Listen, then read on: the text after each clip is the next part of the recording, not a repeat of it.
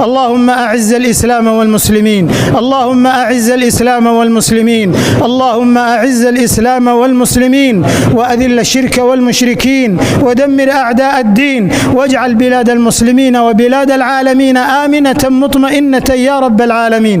اللهم آمنا في أوطاننا، وأصلح أئمتنا وولاة أمورنا، وأيد بالحق من ولاه الله أمرنا، ووفقهم للبطانة الصالحة التي تدلهم على الخير وتعينهم عليه.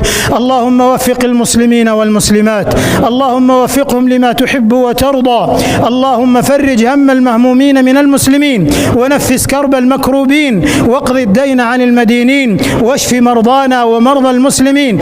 اللهم كن لإخواننا المسلمين المستضعفين في دينهم والمضطهدين في كل مكان، اللهم كن لهم في فلسطين، وأنقذ المسجد الأقصى من براثن المعتدين يا رب العالمين.